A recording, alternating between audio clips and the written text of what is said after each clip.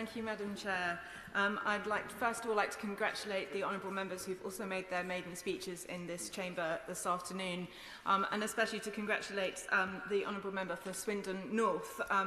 His skills as a Brazilian jiu-jitsu black belt, I wonder whether it actually led him to apply to be an extra in those films, those movies that were made. I shall be watching out for him in the fight scenes in the future. Madam Chair, it is the honour and privilege of my life to be standing in this chamber giving my maiden speech as the Member of Parliament for Chelmsford, a wonderful young city located in the heart of Essex that I have had the joy to call my home for the past 20 years or so. The Chelmsford constituency covers the main urban area of the city of Chelmsford. It is blessed with beautiful parks, flanking rivers that wind their way through the city centre, passing as they do the home of the Essex Eagles at the Essex County Cricket Ground. We have a thriving high street which attracts shoppers from miles around, and investment into the constituency from both the public and the private sectors means that its future continues to look bright. From Waterhouse Farm in the west to Chelmer Village in the east, from the northern reaches of Springfield to the southern boundaries of Goat Hall, and everywhere in between, I am proud to call Chelmsford my home, and even prouder to be standing here today representing its constituents in this magnificent place. Chelmsford has one of the busiest two-platform train stations outside of London. Having now rejoined the ranks of the commuters, I know firsthand the importance of the brand new station that is being constructed just outside the northern edge of the Chelmsford constituency. The new Bewley Park station will have a significant positive impact on passengers from Chelmsford, giving them more choice and flexibility and removing the need for many of them to travel into the city centre to commence their rail journey. But a new station mustn't be seen as job done. Train travel in this country is expensive and complicated, and ultimately, I don't believe the public care too much about who runs the trains. They care more about how much rail travel costs them, whether the trains run on time, are they comfortable and efficient? And they are often frustrated by the bewildering array of ticket options whose detailed restrictions seem designed to either make you miss your train as you try to work out which one to buy or make you buy the wrong one. They are not designed for the faint of heart, nor the novice traveller. This seems madness if we want to encourage more people to make use of public transport. The whole system needs to be simplified, and I'm keen to see the legislation passed yesterday do just that. But without an economy that can support investment into projects like new rail stations or the redevelopment of junctions such as the Army and Navy, a major interchange in the centre of Chelmsford, we already know these projects are in danger of never happening at all. I am therefore pleased to support the bill set before us today to ensure the terrible, wasteful fiscal mistakes of previous governments aren't repeated and leaving more headroom for investment into our country's future. The new Bewley Park station was important to my predecessor, Vicky Ford, and I'd like to pay tribute to her dedication to this project. It is the culmination of over a decade of partnership work that Vicky joined after her first election to the Chelmsford constituency in 2017.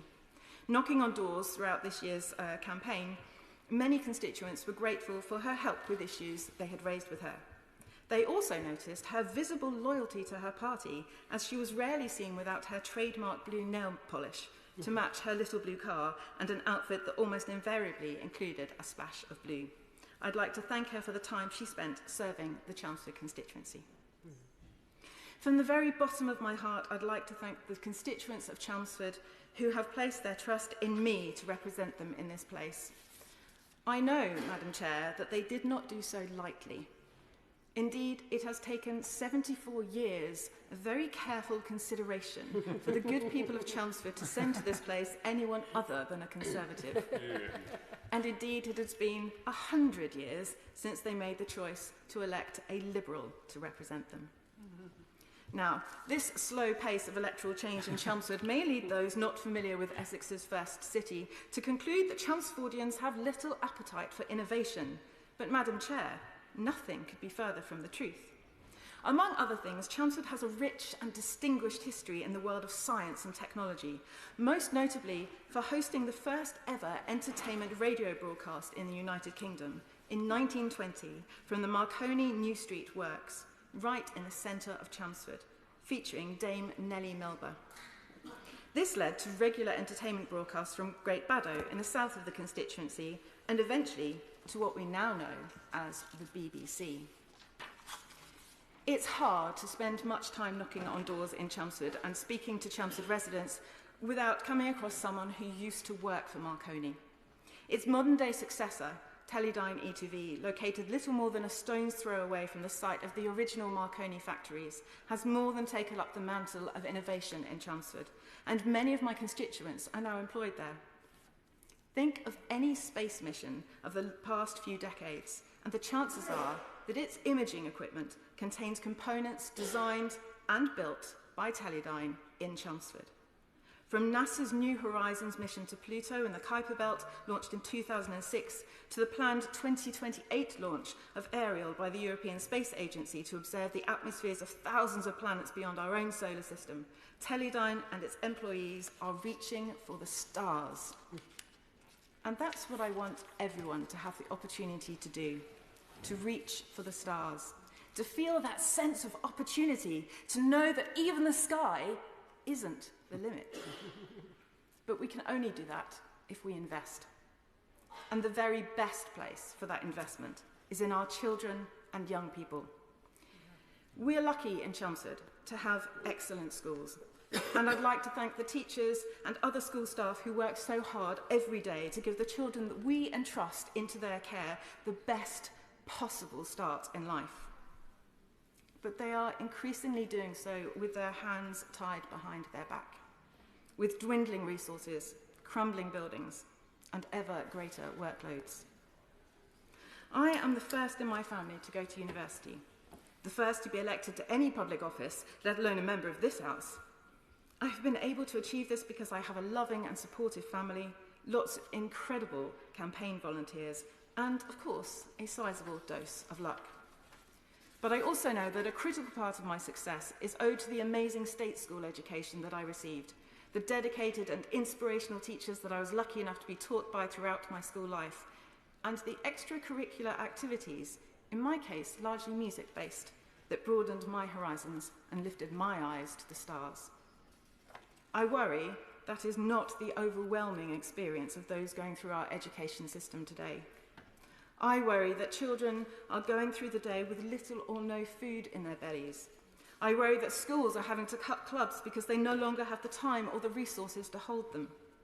And I worry that the performing arts, such as music and drama, have been seen for too long by previous governments as expendable, as an unimportant luxury, without recognising that they provide children with the skills and confidence to stand up on large stages, dare I say, in parliamentary chambers, and be heard.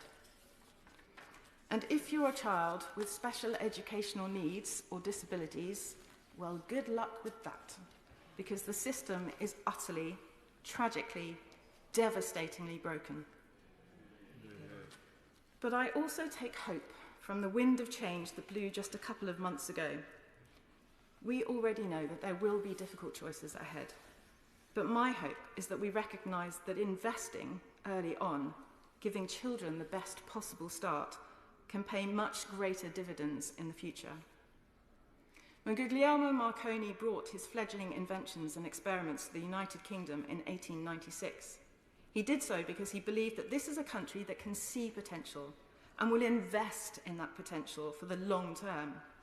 It paid off, and a whole industry grew from the humble beginnings of a short radio broadcast in the heart of my constituency. Whatever choices are made by the party opposite in the looming budget, it is my sincere hope that they recognise the importance of giving schools and teachers the resources they need to allow children, all children, to reach for the stars. Thank you.